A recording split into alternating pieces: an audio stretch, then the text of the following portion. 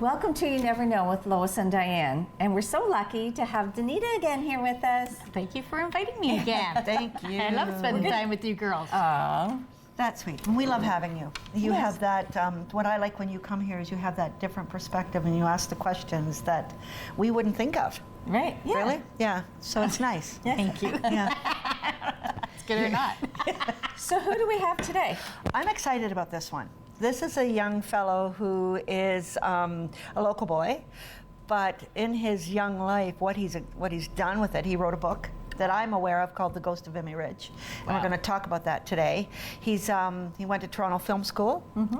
He has actually won awards for, I think, 2 movies that he's already done, but we'll ask him that. Wow. Like, he's just amazing for what he's done. I know. We have talent Okay. on sound. It's Right. And then who else do we have? And then we have Brent Keeling from Bluewater Curling Club. Okay. That is something that I've only done once. I really enjoyed it, but I've never been back. I don't know if it's because my life was too busy, but I really enjoyed Probably it. because you fall. I do fell fall. the first night Oh, time I did ever you? tried. Yeah. Well, they even gave me a thing, a cheater, almost like bowling where you have the cheater rock. yeah. And yeah, you can, I don't know what it does. You push this, they call it a rock. Yeah. It's a circle. Looks like a big chugger thing, but it looks fun, and I'd like to hear more about it because when I retire, maybe that's something I would like, if I don't fall. I've been seeing lots of signs that they're looking for curlers. Oh, are they? Well, they've got a bonspiel coming up, which there you go. we should ask about as well. Mm-hmm. And there's a lot of Sure, curlers you'll in the tell city. us all about it. Yeah. So welcome back. We are here with Sean Stokes. Now, Sean is here because we've asked him to come to talk about one of his books, but he's not only an author, but he's a photographer. He makes movies. He actually went to Toronto Film School. My daughter went there, but she went there more for direction. She wanted to be a director. And what I liked when I Googled you, I like your quote that you do all that and a bag of chips. So we'll touch on the bag of chips maybe a little bit today. Perfect. But the book that we're bringing is The Ghost of Vimy Ridge. And I didn't know this, but Tommy Holmes, of course, we've seen, his memorial downtown by the library with Billy Bishop and that. Yeah. But we really don't know much about Tommy Holmes. And he wrote a book. And the book is about Tommy Holmes, who was a local guy. And you're a local guy?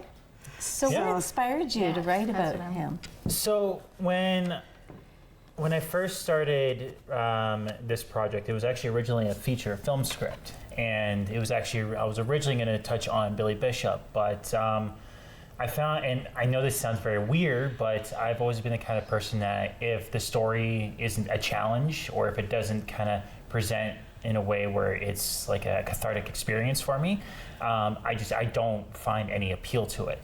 So when I was, digging up all Billy Bishop stuff, I'm like, this is too easy. Like, I need something a little bit more visceral, something a little bit more kind of something that isn't as well known. Like, don't get me wrong, Billy Bishop's story is, of course, all well known across Canada. But there's museums, there's airports, there's all this stuff named after him. And then when I was starting to dig a little bit more deeper, I found Tommy, and I had no idea he was even from Owen Sound because, growing up, we weren't taught any of that in history. No, which is a shame. It is. A curriculum can only hold so much, you know what I mean? And there's so much stuff, especially in Owen Sound, that, in my opinion, has been forgotten in terms of history. So when I was, finding Tommy, I was starting to find, there was a lot more to not just the story of him, but also towards Canadians as well. Because the thing about Tommy is that every World War I soldier has a service record. So when you're able to research that said service record, you'll be able to see, when he enlisted and, all of his tours of duty, et cetera, et cetera, et cetera. So when I found his service record, it was great, but there was still, a lot of holes missing.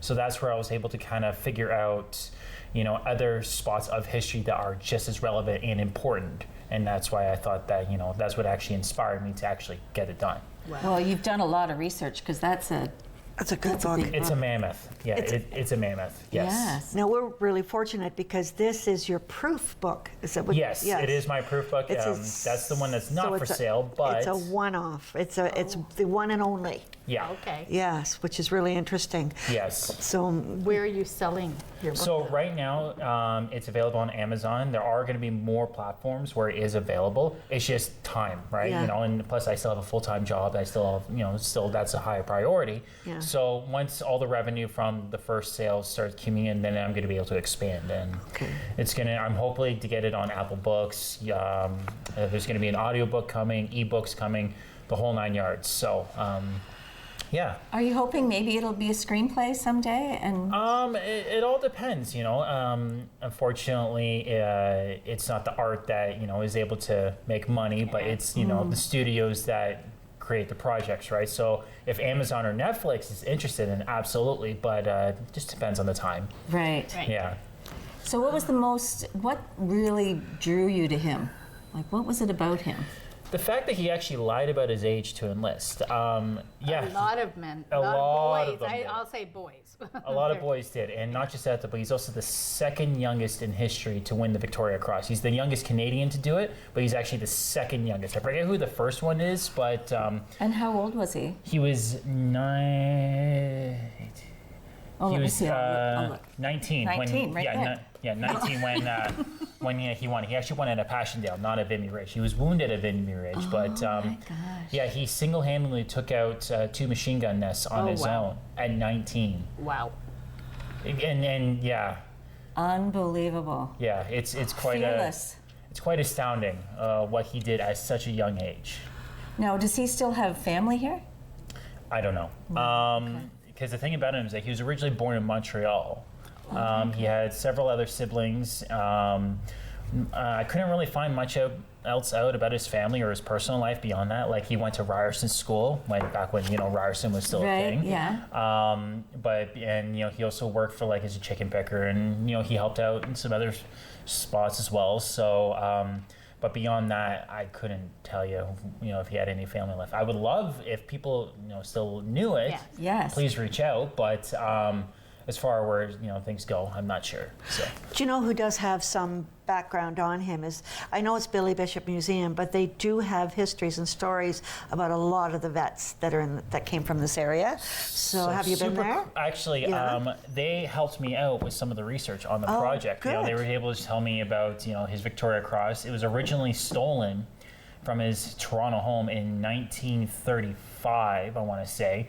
And then the War Museum in Ottawa, they just acquired the actual medal, the real McCoy, in 2022. So now it's very guarded, very safe there. I haven't seen it yet, but it's on my list next year to go. Good for you. Or this year's. Yeah. Yeah. So Wow, that's interesting. yes. Now, how long was he with us? I guess I So, should ask. He came back okay. Oh yeah, you know, he came. He had a couple of wounds when he came back. Like, he was shot in the forearm, and he had a couple of scrapes and all that jazz. But he managed to come through. He's able to live to 1950. Okay. Yeah, and until he passed away from tuberculosis. Yeah. All right, because of all the gases and Gases, and I also feel like, you know, lack of knowledge on medicine back Yeah. then wasn't Right. as. And there was no common. inoculations for them. oh, No, right, they had unfortunately. TB clinics way back then. They That's had TB right. clinics, but they didn't exactly have a vaccine, I think, until Right. like after that. So. Yes, that's right. I Yeah. forgot about that. Yes. So this has been your passion. Do you have something new on the go that you're working on? I haven't. So I have an old book that I wrote, published, but I wasn't able to get marketing. So what I'm doing is I'm repackaging, rebranding it. So that's going to be coming out in the next couple months as well. And what's it about? So when I was living in Toronto, I had a year where I was living on very harsh times, and without getting into it full details, the story kind of revolves about that and kind of how I overcame those struggles. Right. It's still a novel like this one, but I always found that it's like coming back to what I said before about being cathartic, and I found with that story, without getting into personal details, I found it was very kind of cathartic for me to talk about it. Right. So it was a bit of a more personal story, but yeah. And So what's they're it both, called? sorry, they're both novels. I thought Yes. this was nonfiction. No, No, it's fiction. oh, So yeah, because I so- looked at it. You've got actual characters in this yes, book. so Yeah. there's 4 characters in total. Auntie Nellie. Yes, Auntie. So that's actually Nellie McClung. She was yes, she's one. Chatsworth. Yes, she's from Chatsworth. She's one of the famous 5. Yes, I actually. know, Yes. And so she's in it. Emily Murphy also makes an appearance in it.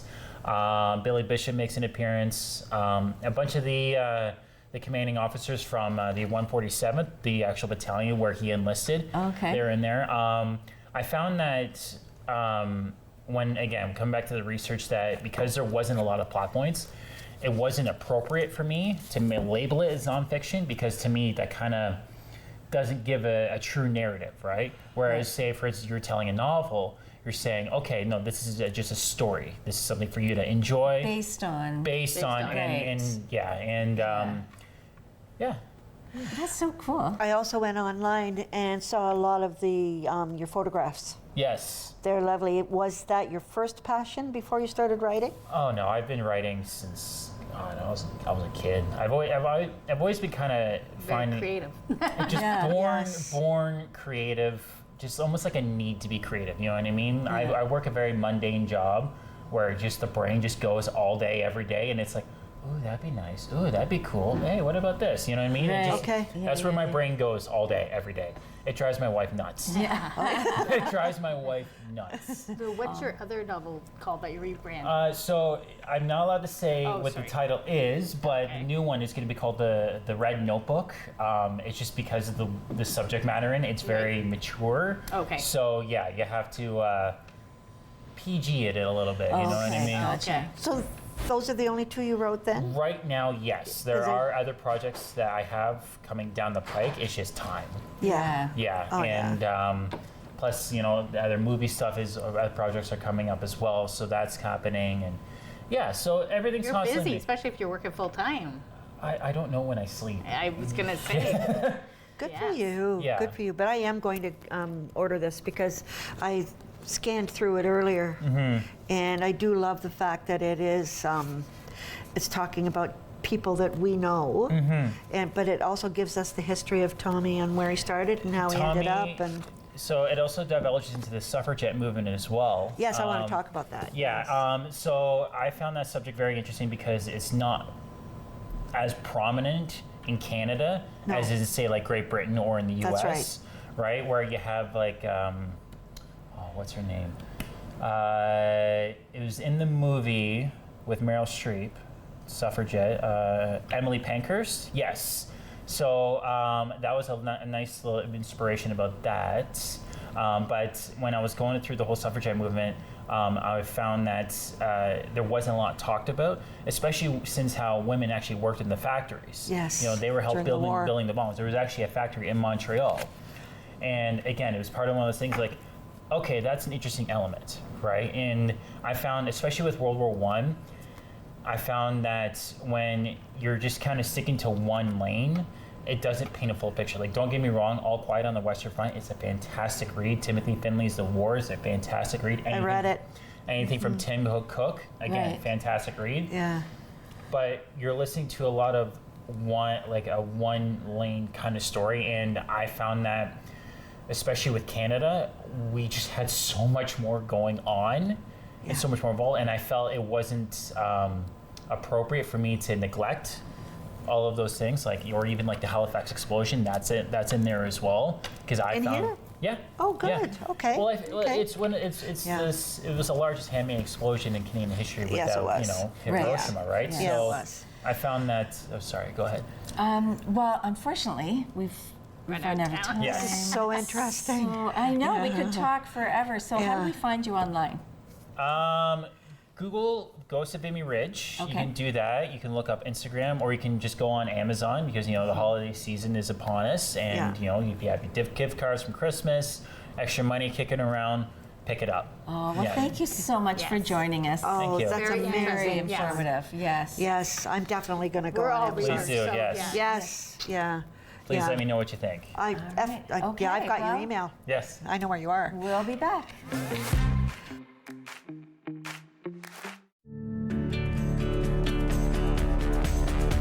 This program is brought to you by Rogers Xfinity, connecting you to more of what you love.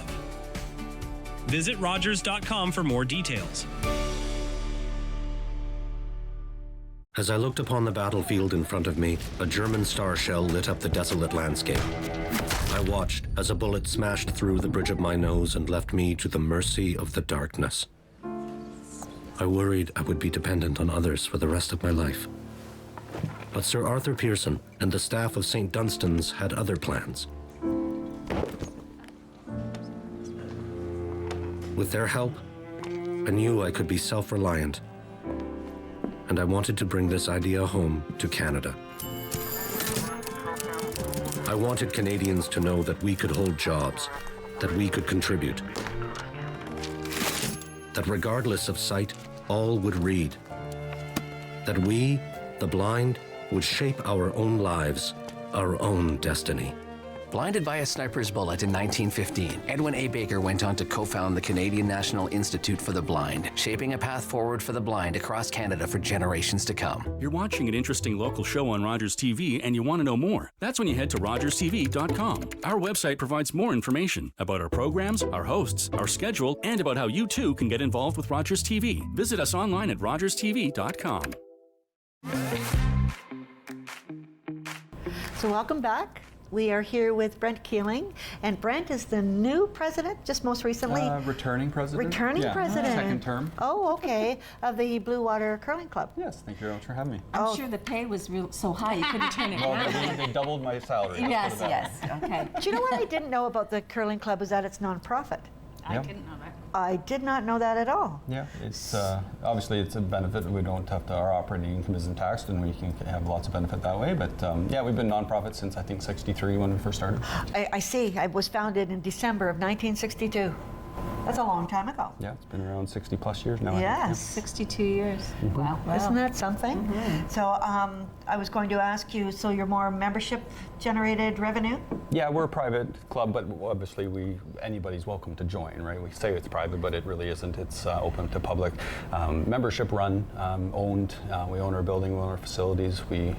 Most of our funding is obviously through revenues generated through our members themselves and events and stuff that we run, but we also obviously rely on a lot of grants and donations and stuff from government sources. Yeah, we were lucky enough to get a Trillium grant about 3 years ago to get our ice plant rebuilt, which was a big thing because otherwise clubs don't survive without. Well, look at Grey Granite. Like that was hard, right? Like the Owen Sound thrived with two clubs for a long time. Yeah. Curling started to die off.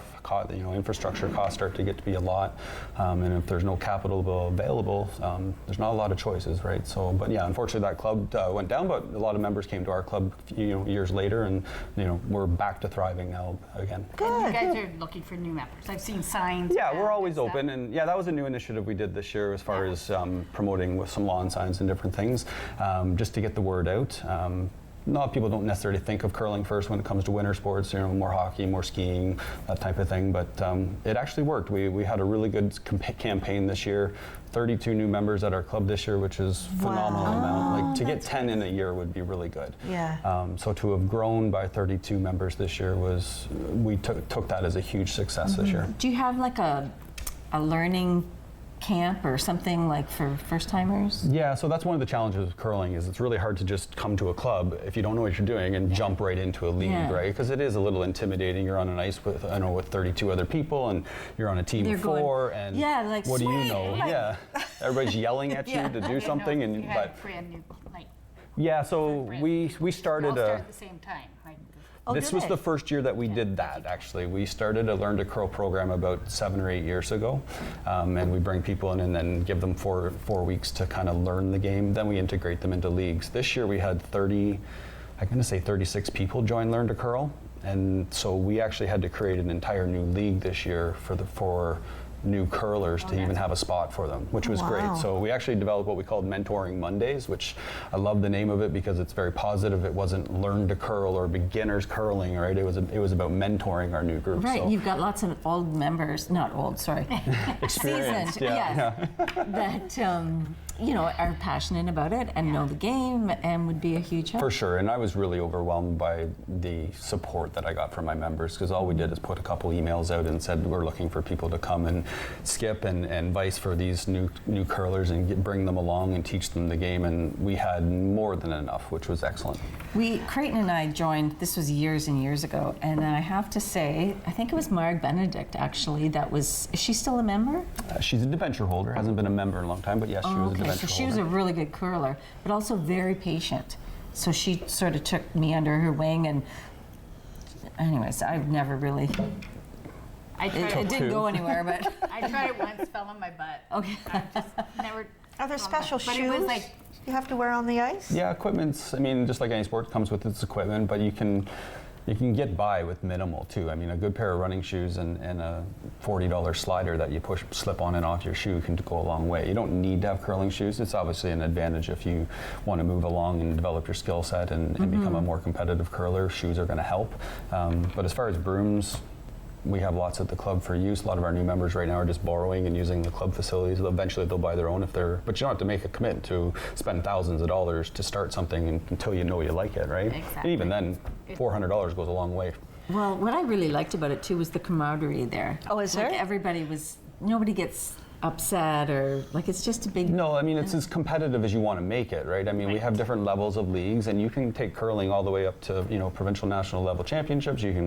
Everybody has an opportunity to compete in there. But when it comes to a club level, yeah, it's more just about the club experience and being part of a group and having a social activity to get out to and sit with different people after the game. I mean, sometimes the curling is secondary to the socialization and the right? libations following, but yeah. I'm in. that's like most sports, I think. Yeah, the libation. Yeah. I'll go just for the libation. And I have another question. The hall that you have, it's available to rent? Yeah, for Right? sure. I mean, obviously through the winter seasons, it's tough because we're using it a lot, Yeah. right? But we do rent out for Christmas parties. We've done different things on weekends.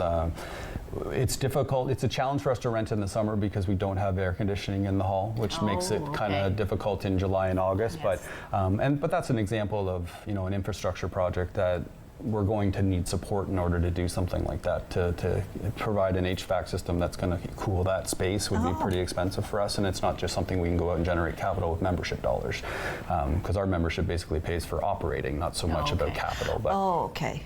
But that's where we apply for grants and we try to get some support that way, and we've been successful more times than not in getting those. Good for you. Yeah. Do you do any fundraisers or? Yeah, I mean, most of it's internal in terms of advertising at the club. We offer opportunities for local businesses to advertise in our ice and in the facility, on the walls, etc. I mean, you've all watched curling on TV and see the littering of the ice with advertisements on. It's not like we're taping our TV or like putting our curling on television, but at the same time, there's hundreds of people throughout the facility every week, and when your logo's in the ice and it's 4 feet by 4 feet, it looks really sharp. We offer lots of opportunities that way for local businesses, and we do some sponsoring. We did a rock handle program where members were able to have their name engraved on rock handles to whether it was for themselves or to remember a past member or a family member. So it was a good program. That's cool. I do watch. I'm sorry. Go ahead. Do they have mixed teams or ladies team? Like what? All of the above, yeah. So I mean, we run our nights. Our Monday nights is now our mentoring Mondays, which is a mixed group of curlers and the group of new ones with mentors. And then Tuesday is a little bit more competitive, but still just mixed. Wednesday's mixed league, and Thursdays is a men's league, and that's about. And then Friday's another mix. So the only one we don't have a dedicated one is as a dedicated ladies curling league right now. We had it for several years, but when COVID happened, it kind of fell off and it never regained its traction again. But it's positive right now because of the group of 30-some new curlers we brought in. 70% are women, so we're really hoping that potentially awesome. that just turns itself back around. Well, curling has a soft spot in my heart because of my in-laws.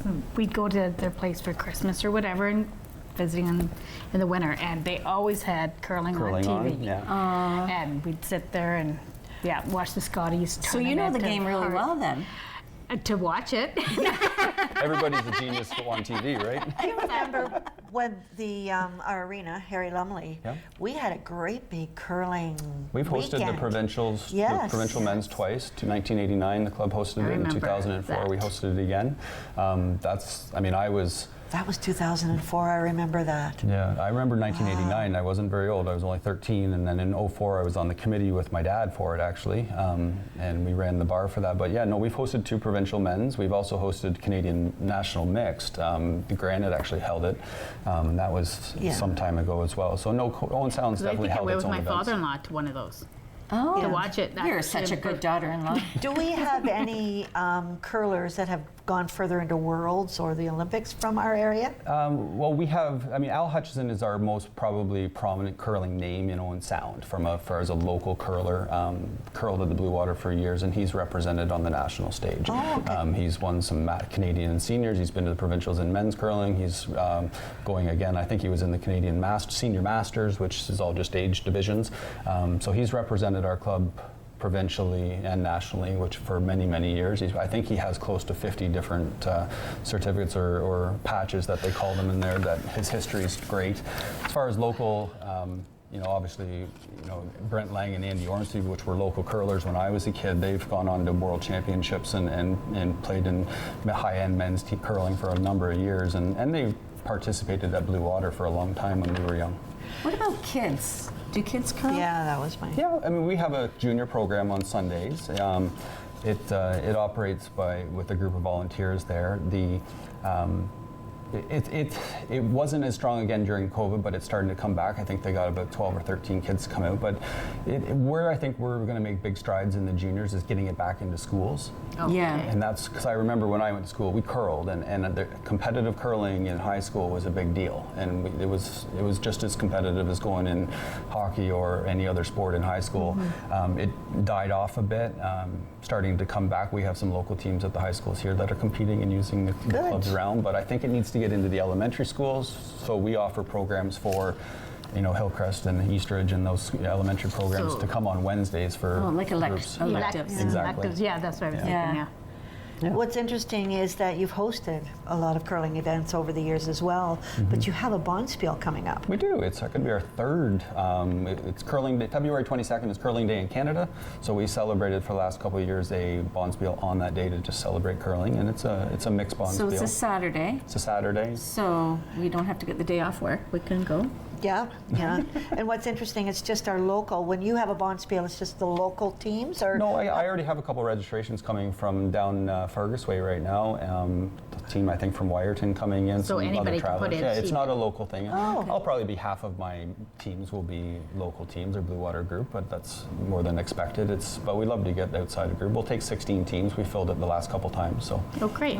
That's wonderful. Yeah, it's a great day. And that it lasts from February 22nd. It's just on the one day. All-day event. Okay. Starts at 8 in the morning, and we're wrapping up by about 8 at night. So Bill and Liz Graham up at Foodland sponsored the day for us, which is fantastic. So yeah. So how can we find out more if someone wants to join the club or go in Bonspiel? We have a few seconds left. Sure. The website's always the best spot, bluewatercurlingclub.com. It's got all kinds of information. Contact us. You can email us, or our phone number's there as well. You can call, and our manager or myself, president, will be happy to answer any questions. Awesome. That's Wonderful. great. And you're right on, was that 4th?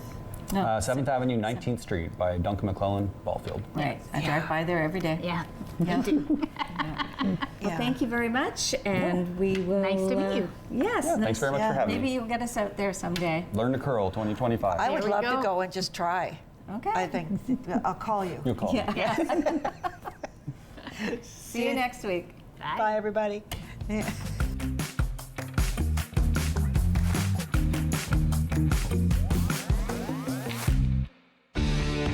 Connect with us by visiting our website or email us at comments@rogerstv.com.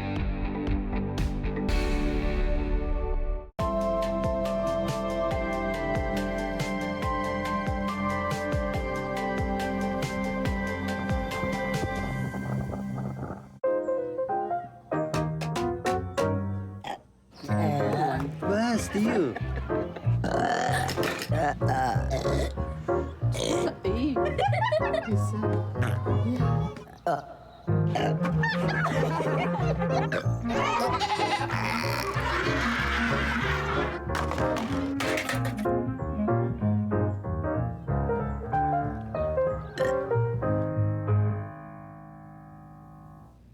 Hi, I'm Ian Boddy, Mayor of the City of Owen Sound.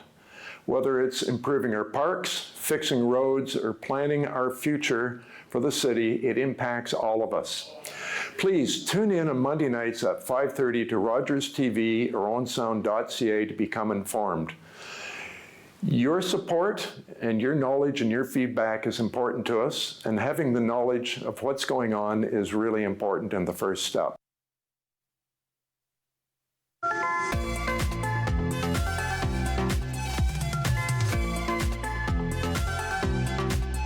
watching Rogers TV.